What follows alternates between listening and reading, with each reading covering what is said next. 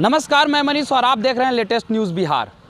अगर बात की जाए मगध यूनिवर्सिटी की, बात की जाए पटना यूनिवर्सिटी की, तो शिक्षा का स्थिति क्या है आप सभी को जानकारी है। मगध यूनिवर्सिटी में सत्र जो है लगभग 4 से 5 साल लेट चल रही है। वहीं पटना यूनिवर्सिटी में भी कुछ छात्रों का कहना है कि सेशन जो है लेट चल रही थी। आखिर वजह क्या है, क्यों लाखों छात्रों के भविष्य के साथ जो है पटना यूनिवर्सिटी और मगध यूनिवर्सिटी के कुलपति खेल जाते हैं? आखिर क्यों उन्हें इस चीज़ का फ़र्क नहीं पड़ता कि छात्रों का भविष्य के साथ क्यों खेला जा रहा है? उनकी बेटी का अगर विवाह हो तो यही पटना कॉलेज के कैंपस को सजा दिया जाता है। जहाँ पानी की सुविधा नहीं है वहाँ पानी की सुविधा उपलब्ध करा दी जाती है। जब बेटी की शादी समाप्त हो जाती है तो वही टुल्लू पाइप हो, पंप हो या कुछ भी हो, उसे उखाड़ कर लेकर चला जाया जाता है। लेकिन छात्र हित के लिए क्या काम किया जा रहा है, यहाँ के छात्रों से बात करेंगे।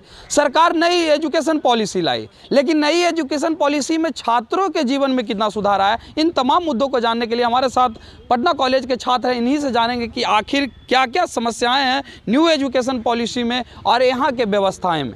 सबसे पहले मैं बात करूँगा कि पटना यूनिवर्सिटी जो है सबसे बड़ा यूनिवर्सिटी माना जाता है पूरे बिहार का। मगध यूनिवर्सिटी में लगातार सेशन लेट चल रहे हैं जो पूरे दुनिया, पूरे भारत जान रही है। लेकिन क्या आपको लगता है कि पटना यूनिवर्सिटी में भी सेशन लेट चल रहे हैं? हाँ, पिछले साल कोरोना के समय में 2 डिफरेंट डिपार्टमेंट्स, बायोटेक और एक और है शायद बोटनी का ही एक डिपार्टमेंट था, उसका सेशन लेट हुआ था। ठीक है, उसका और अभी भी कई सारे डिपार्टमेंट्स के सेशन लेट चल रहे हैं। जैसे बोटनी का सेशन जो अभी तक कंप्लीट हो जाना चाहिए था, लेकिन अभी उन लोगों का 3rd ईयर का एग्जामिनेशन होने वाला, मतलब 3rd सेमेस्टर का एग्जामिनेशन होने वाला है, पीजी का। तो कोरोना के एक आड़ में तो सेशन लेट यहाँ भी हुआ। ठीक है, लेकिन अब जैसे अगर बिहार का रिस्पेक्ट में देखें कि बिहार में जो 13 विश्वविद्यालय हैं जहाँ सेशन 5-5 साल लेट है, उसके रिस्पेक्ट में यहाँ थोड़ा ठीक हो जाता है। तो छात्रों के पास भी एक ऑप्शन रहता है, विकल्प रहता है कि चलो एटलीस्ट कम से कम समय पर एक डिग्री मिल जाएगा, थोड़ा बेसिक क्लास मिल जाएगा, पटना यूनिवर्सिटी चलते हैं। ठीक है, लेकिन अगर आप पटना यूनिवर्सिटी को देश के स्तर पर देखेंगे फिर हम लोग शून्य हो जाते हैं। तो ये स्थिति है। लेकिन मगध यूनिवर्सिटी के रिस्पेक्ट में यहाँ तो मिल जाता है, लेकिन अब जब पटना यूनिवर्सिटी जब आएंगे तो यहाँ भी खोखला है सिस्टम। ठीक है, ऐसा नहीं है कि यहाँ बहुत संपूर्ण है, ठोस है, तमाम चीज़ें हैं, नहीं, यहाँ भी खोखला है। जैसे बहुत बेसिक चीज़ें जो हैं, टीचर नहीं है, क्लासरूम नहीं है, बेंच नहीं, ये सब क्या बात है? अरे ये सब तो बेसिक होना चाहिए। ठीक है, अब उसमें देखिए जो सबसे इम्पोर्टेंट बात आ रही है नई शिक्षा नीति, जिस पे हमें लगता है कि छात्रों को इस पर जानना भी चाहिए। आपके चैनल के माध्यम से भी लोग देखें, समझें, और अलग अलग जगह भी हैं, इस पर बहस होनी चाहिए। नई शिक्षा नीति में 4-5 जो पॉइंट्स हैं मैं उसको बता दे रहा हूँ। सबसे पहला लोन सिस्टम। पहले सरकार क्या करती थी, विश्वविद्यालयों को पैसा ग्रांट करती थी कि हम फलाने विश्वविद्यालय को 100 करोड़, 5 करोड़, 10 करोड़ अनुदान दिए कि आप विश्वविद्यालय को चलाइए, बेहतर तरीके से चलाइए। नई शिक्षा नीति के अंतर्गत हेफा आ गया, हायर एजुकेशन फंडिंग अलॉटमेंट। उसका हो सकता है फुल फॉर्म थोड़ा इधर उधर हो, बट उसका मतलब यही है। अब कह रही है सरकार कि अगर आपको अपना विश्वविद्यालय चलाना है तो पैसे का जुगाड़ आप समझिए। हाँ, हमसे आपको जितना पैसा चाहिए हम देंगे, लेकिन बतौर कर्ज। अब जब मान लीजिए 500 करोड़ रुपए यहाँ आ गए सरकार की तरफ से, लेकिन वो तो कर्ज के रूप में ही है। अब तो यहाँ का विश्वविद्यालय प्रशासन वसूलेगा, तो वसूली वाला सिस्टम रहेगा तो फी हाइक तो बढ़ने लगेगा। उसी का नतीजा है, अगर हम दूसरे कैंपस की बात करें, BHU में अभी 400 गुना, इलाहाबाद में भी 400 गुना फी हाइक हुआ। हेफा के ही कारण, नई शिक्षा नीति के ही कारण है। यहाँ भी BEd में जो फी हाइक हुआ था 1800 से 1,25,000 हेफा के अंतर्गत था।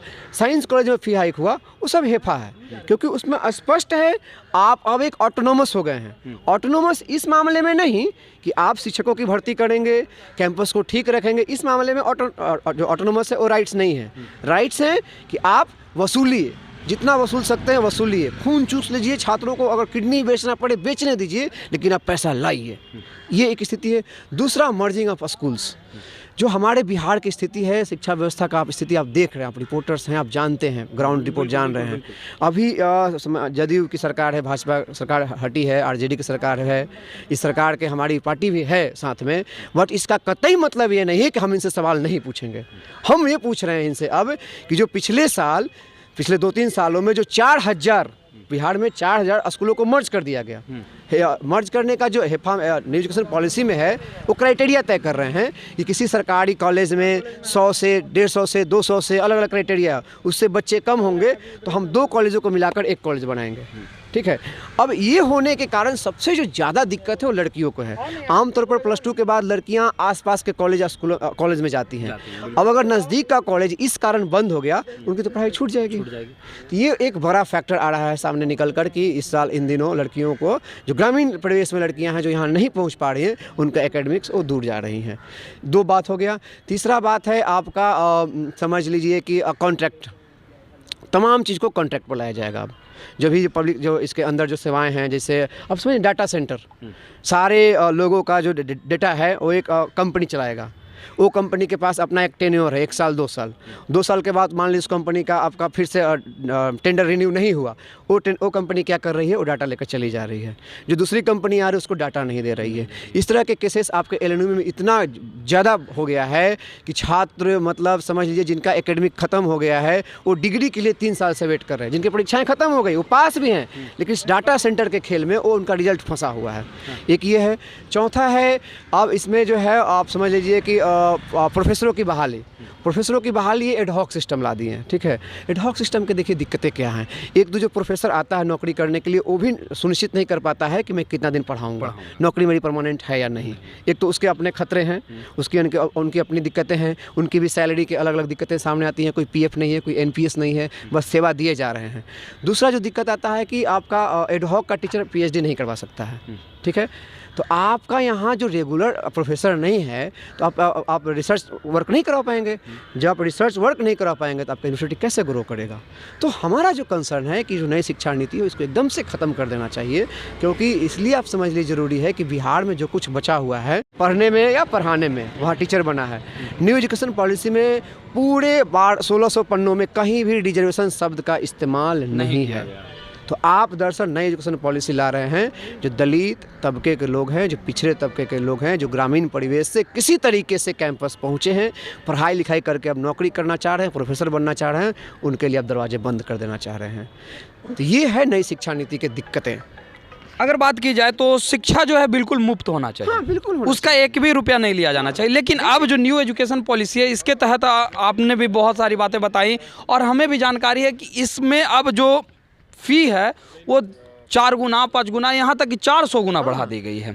अभी आपने बताया कि बीएड में 1800 रुपया था, फिर 1.25 लाख कर दिया गया, फिर आप लोगों ने प्रोटेस्ट किया, प्रोटेस्ट के बाद अब 25,000 होगा। तो 25,000 भी ज़्यादा है, बहुत ज़्यादा है। तो इसके बाद आप लोगों ने क्या मुलाकात किया आपने कि 25,000 भी ज़्यादा है? तो उस पर ये कह दिया कि आप तो अभी मान लीजिए कह रहे हैं कि 1800 से 25,000 कर दिए हैं, लेकिन होगा 1800। ये आज हो, 6 महीने बाद हो, साल भर के बाद हो, आपको वापस तो करना होगा। हम ये बर्दाश्त नहीं कर सकते, क्योंकि हम ऐसे छात्रों को जानते हैं जिनके लिए 1800 भी बड़ा अमाउंट है। बहुत मुश्किल से 1800, 2000, 5000 इकट्ठा कर पाते हैं। अब समझिए ना, इसी विश्वविद्यालय में जो कि बहुत बेसिक चीज़ है कि हॉस्टलों में मेस होना चाहिए, बहुत बेसिक चीज़ है। सालाना 1 करोड़ का खर्च होता होगा। ठीक है। अब वो आप ठीक नहीं कर पा रहे हैं। यहीं के छात्र बाहर लॉज लेकर बीमार पड़ते हैं, खराब खाना खाते हैं, न ढंग से पढ़ पाते हैं। आप सेंट्रल लाइब्रेरी को बंद कर रखे हुए हैं। यहीं के छात्र बाहर जो प्राइवेट लाइब्रेरी में 1000 रुपये देकर पढ़ रहे होते हैं, यही सेंट्रल लाइब्रेरी खुला होता, ऐसे और लाइब्रेरी होते, यहाँ के छात्र पढ़ता, लिखता, रिसर्च करता। इसी कैंपस से एक लोग निकले, आखिर क्यों नहीं निकल रहा है? तो दरअसल स्टेट के मोनोपोली में है कि पटना कॉलेज, पटना विश्वविद्यालय ये समय पर आवाज़ उठाता है। इसको ख़त्म करो। कैसे ख़त्म करोगे? तो इसका फ़ी हाइक करो, इंफ्रास्ट्रक्चर को ख़राब कर दो, टीचर का वैकेंसी रोक दो, मतलब ख़त्म करो। ये आवाज़ नहीं उठाएगा, जैसे चला सकते हैं चलाएंगे।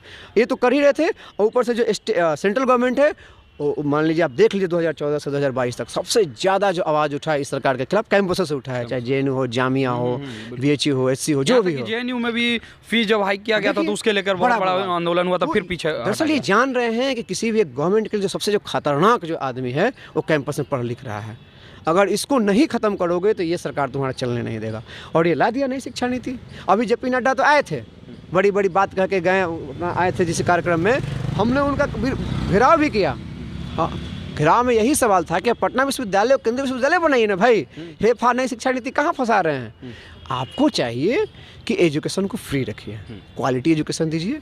आप जो कहते हैं ना कि भारत ये बनेगा वो बनेगा, जब तक बेसिक एजुकेशन को आप नहीं ठीक करेंगे, आप कुछ भी कर लें, कुछ नहीं हो सकता है। तो हम लोग का कंसर्न है, हम लोग छात्र संगठन आइसा से हैं, यहाँ के छात्र भी हैं, हम लोग ये कंसर्न रखते हैं कि कैंपस बेहतर होना चाहिए, शिक्षा मुफ्त होना चाहिए, क्वालिटी एजुकेशन मिलना चाहिए सबको, टीचर प्रोफेसर सबको समय पर सैलरी मिलना चाहिए, जो शिक्षकों के रिक्त पड़े हैं, खाली पड़े उसको भरा जाना चाहिए, ये छात्राओं के लिए कैंपस सुरक्षित रहना चाहिए। देखिए हिंसक घटनाएं होती रहती हैं, तो क्यों होती हैं?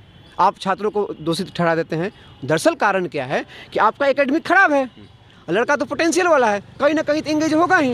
अरे आप पढ़ने लिखने वाला माहौल बनाइए, तो आप OTP खुलवा दिए हैं, चाहिए शिक्षक आप भर दिए हैं पुलिस और RPF, तो नहीं होगा लड़ाई। वो तो सेंटिमेंट में ही रहेगा कि किस लिए है भाई। अरे शिक्षक लाओ, प्रोफेसर लाओ, एकेडमी, कल्चरल, ये सब चीज़ों को करो। पुलिस ला रहे हैं। हम लोग शुरू में ही कहे थे कि ये जितना बढ़िएगा फोर्स उतना और हिंसक हो जाएगा कैंपस। टीचर बढ़ाइए, चीज़ें अपने आप ठीक हो जाएंगी। ये सारी बातें हैं। आपसे आखिरी सवाल एक है कि आखिर एक छात्र नेता आप हैं आइसा का, आप यहाँ मगध यूनिवर्सिटी की मैं बात कर रहा हूँ कि सेशन काफ़ी लेट है। एक छात्र नेता होने के नाते ऐसा नहीं कि आइसा सिर्फ पटना यूनिवर्सिटी में है, मगध यूनिवर्सिटी के भी काफ़ी कॉलेजेस में। क्या आपने मगध यूनिवर्सिटी के कॉलेजेस में वहाँ आपके जो मित्र लोग हैं उनसे मगध यूनिवर्सिटी में सेशन लेट हैं इसके लेकर आप लोगों ने प्रोटेस्ट आदि करने के लेकर कभी चर्चाएँ की? एक दिलचस्प बात बताता हूँ कि मेरा जो ग्रेजुएशन हुआ है मगध यूनिवर्सिटी से हुआ है, ठीक है, और 11-14 मेरा सेशन था और मेरा डिग्री मिला था 17 में। मैं खुद सफ़र किया हूँ, ठीक है, और उसी के दौरान मैं इस स्टूडेंट पॉलिटिक्स के धारावाहिकता में आया भी हूँ, ठीक है, और वहाँ भी हमारे कई अलग अलग सारे कॉलेजेस में आइसा है।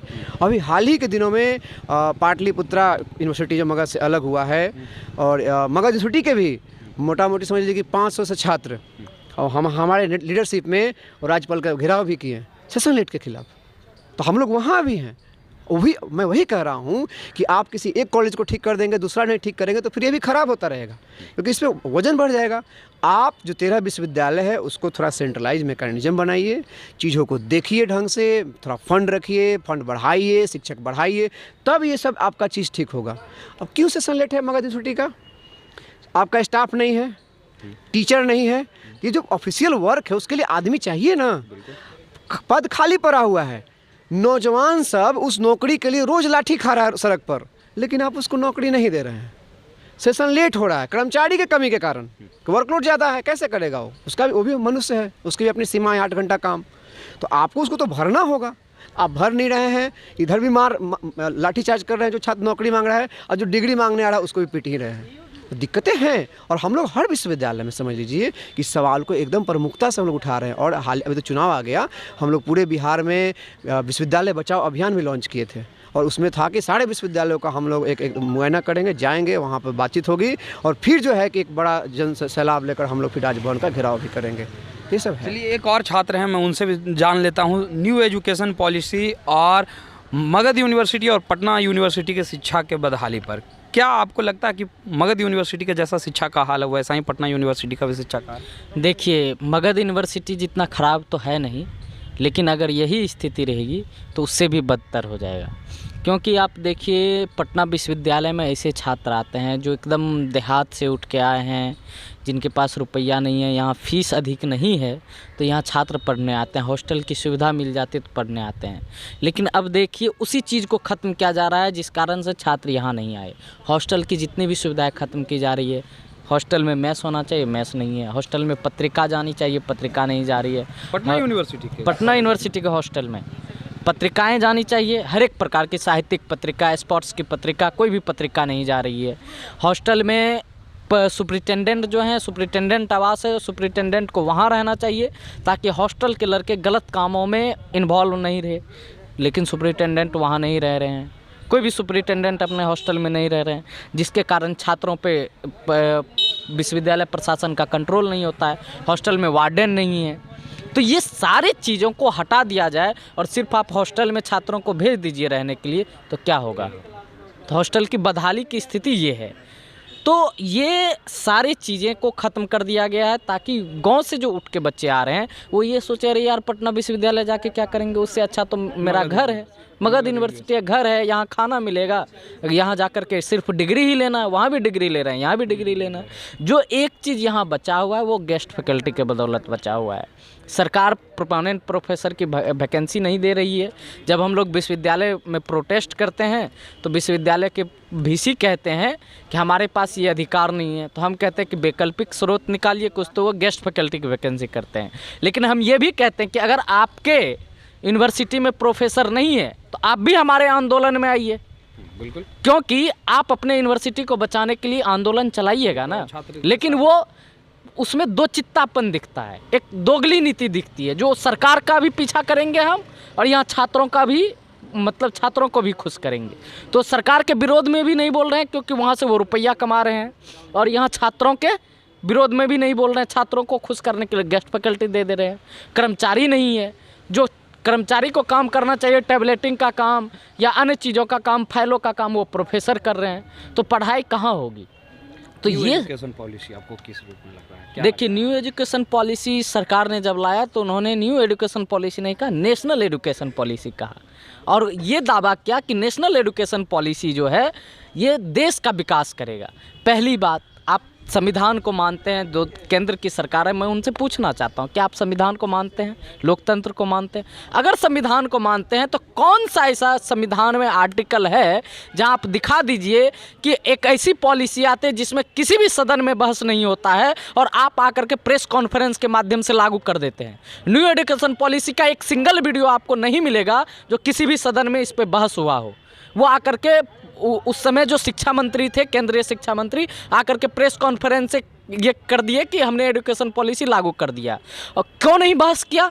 क्योंकि उसके खिलाफ में लोग जाते, वो बातें आती जनता तक, इसलिए उन्होंने बहस नहीं किया। और सरकार चालाकी कितनी कर रही है वो आप देखिए, इसमें विश्वविद्यालय की भी मिली भगत है। वो न्यू एजुकेशन पॉलिसी एक ही बार कहीं नहीं लागू कर रही है, धीरे धीरे कर रही है। जैसे कहते हैं ना कि जहर देना हो किसी को तो धीरे धीरे दीजिए, ताकि उसको पता चले कि हम मर भी नहीं रहे हैं और अंत में उसकी खतरनाक मृत्यु भी हो जाए। एजुकेशन को बर्बाद करने का जो है यही एक तरीका सरकार निकाली है। धीरे धीरे हर एक जगह न्यू एजुकेशन पॉलिसी लागू कर रही है। जैसे यहाँ देखिए, ग्रेजुएशन में सेमेस्टर सिस्टम लागू किया, एडमिशन होना चाहिए अप्रैल में, एडमिशन ले रहे हैं ये अक्टूबर में। एग्ज़ाम होना चाहिए अप्रैल में, अगर आप एडमिशन ले रहे हैं 6 महीना के अंतराल पर एग्ज़ाम होना चाहिए, तो एग्ज़ाम होना चाहिए सितंबर अक्टूबर में। तो यहाँ एग्ज़ाम अक्टूबर में एडमिशन लेकर के नवंबर में एग्ज़ाम ले रहे हैं। अभी एक छात्र बता रहे थे मैं इससे परेशान हो गया हूँ, 15 दिन पढ़ाई भी नहीं हुई है और एग्ज़ाम ले रहे हैं। तो ये चीज़ें जो चल रही है, और उसमें सबसे अधिक, सबसे खतरनाक चीज़ न्यू एजुकेशन पॉलिसी में क्या है, विश्वविद्यालय को समाप्त करने का। वो कह रही कि हम ऑनलाइन शिक्षा को प्रमोट कर रहे हैं। 40% ऑनलाइन शिक्षा होगी। ऑनलाइन शिक्षा होगी तो क्या होगा कि टीचर और स्टूडेंट का इंटरेक्शन नहीं होगा। इंटरेक्शन नहीं होगा तो उसकी मानसिक विकास जो है वो रुक जाएगी। मानसिक विकास रुक जाएगी तो यूनिवर्सिटी होने का मतलब क्या हुआ? यही ऑनलाइन एजुकेशन का एक परिणाम देख लीजिए। एक यूनिवर्सिटी है जियो यूनिवर्सिटी, जिसका मैप पे कोई आपको लोकेशन नहीं दिखा रहा है, लेकिन उसको यूनिवर्सिटी ऑफ एक्सेलेंस का अवार्ड मिल गया है जियो यूनिवर्सिटी को। उसमें कोर्स भी चल रहे हैं, ऑनलाइन मीडियम से चल रहे हैं, प्रोफेसर भी पढ़ा रहे हैं। अब ऑनलाइन मीडियम में होगा क्या कि बेरोजगारी की समस्या आएगी। कैसे? एक प्रोफेसर हैं, 1 घंटा इसका क्लास लिए, दूसरे घंटे इसका क्लास लेंगे, तीसरे घंटे इसका क्लास लेंगे, तो लोगों की कमी होगी, वहाँ बेरोजगारी की समस्या बढ़ेगी। बेरोजगार ऐसे ही देश में अभी भरे पड़े हुए हैं और बेरोजगारी की समस्या उफान पे जाएगी। ये ऑनलाइन सिस्टम है। उसमें हम लोग मांग कर रहे थे, जैसे एजुकेशन पॉलिसी में हर एक विश्वविद्यालय में, हर एक ऑफिस में एक जीएस केस का हो। जीएस केस हो, जीएस केस होता है gender sensitization cell against sexual harassment. यहाँ सेक्सुअली लोगों को संवेदनशील बनाने के लिए जो है हम लोग जीएस केस का मांग कर रहे हैं। जैसे कोई लड़का जा रहा है, कोई लड़की जा रही है, उस पर कोई लड़का कमेंट कर दिया। क्यों कमेंट कर रहा है? क्योंकि वो सेक्सुअली संवेदनशील नहीं है, सेक्सुअली जागरूक नहीं है कि भाई हम कमेंट करेंगे तो इसको बुरा लगेगा। तो हम एक ऐसी सेल का मांग कर रहे हैं जहां एक केस भी आए सेक्सुअल हरासमेंट का, तो उसमें छात्र का इन्वॉल्वमेंट रहे। छात्र इन्वॉल्व रहेंगे तो वो पारदर्शी तरीके से जो है जीएस केस में ये न्याय होगा। लेकिन सरकार इसको समाप्त कर दी। हम लोग जब ऐसा जेएनयू में जीती थी तो जीएस केस एक केस है, आप केस स्टडी कर सकते हैं, state of Rajasthan versus Vishakha guideline. उसी में उस समय के जो जीते हुए कैंडिडेट थे जेएनयू में, उन्होंने जीएस सेल का मांग किया और कोर्ट के सामने ये प्रस्तावित किया कि ऐसा सेल बने, और कोर्ट ने ये लागू किया, सुप्रीम कोर्ट ने। तो छात्र यहाँ तक दिमाग लगा सकते हैं कि एक पॉलिसी तैयार कर सकते हैं। तो जब उस छात्र को आप एडुकेशन ही उसका बर्बाद कर देंगे, पॉलिसी निर्माण कैसे करेगा? सरकार को कैसे वो एडवाइस दे सकता है कि भाई इस तरीके की भी पॉलिसी बन सकती है? तो वो पूरा एडुकेशन को डुबाने का जो है ठेका बीजेपी की सरकार लेके आई है, और उसके पक्ष में एबीवीपी जो है एकदम खड़ा है। अब देख लीजिए ना, जीएस केस का हम लोग मांग कर रहे हैं, जेएनयू में जीएस केस लागू है, हमारे संगठन के अंदर जीएस केस है। अब बिल्किस बानो के रेपिस्ट को छोड़ दिया गया और 15 अगस्त के दिन छोड़ा गया, एबीवीपी ने आवाज़ नहीं उठाया। हम लोगों ने आंदोलन किया, एबीवीपी ने एक भी आवाज़ नहीं उठाया। वो कह रहा है कि ये अच्छा हो रहा है, ये संस्कारी लोग हैं। भाई ऐसा कौन सा ज्ञान है, ऐसा कौन सा शास्त्र है जिसमें ये संस्कार लिख दिया गया है कि लड़कियों का, महिलाओं का रेप करने वाले संस्कारी होते हैं, उसको जेल से छोड़ देना चाहिए? कौन सा ऐसा संविधान है, कौन सा आपका ऐसा शास्त्र लगता है कि आप लोग जिस मांग के लेकर यहाँ पे हैं भी, और आप लोग जो मांग कर रहे हैं, ये शिक्षा नीति में बदलाव आ जाएगा? बिल्कुल आएगा। हम अभी एक छात्र कर रहे हैं, 10 छात्र कर रहे हैं। इस तरीके से आप रिपोर्टर हैं, आप भी इस वीडियो को लोगों तक पहुंचाएंगे, आप भी, हम लोग भी छात्रों तक पहुंचाएंगे इस चीज़ को, तो ज़रूर छात्र जागरूक होंगे। और अभी देखिए ना, हम लोग पटना वुमेंस कॉलेज में कैंपेन कर रहे थे न्यू एडुकेशन पॉलिसी पे, उसमें फ़ीस हाइक का मामला है, उस पर ज़बरदस्त रिस्पांस मिल रहा है स्टूडेंट का। वहाँ लड़कियाँ कह रही हैं कि हम इतने गरीब फैमिली से हैं कि हमको 18,000 आर्ट्स, जो लड़कियाँ पढ़ रही हैं आर्ट, उसको 18,000 एक सेमेस्टर का फ़ीस देने के लिए रुपया नहीं है। ये एक सेमेस्टर का 18,000, ये तो आर्ट का है। साइंस का 43,000 है। हम लोग यहाँ पटना कॉलेज में पढ़ रहे हैं, वही पटना कॉलेज है, वो पटना वुमेंस कॉलेज ऑटोनॉमस बड़ी है, तो ये हाल है। वो प्राइवेट हो जाएगा तो क्या हाल होगा? हम लोग यहाँ पटना कॉलेज में पढ़ रहे हैं तो एक साल का 2,000 फीस लग रहा है। मतलब एक साल में आर्ट्स वाले स्टूडेंट 36,000 फीस दे रहे हैं, हम लोग मात्र 2,000 में पढ़ ले रहे हैं।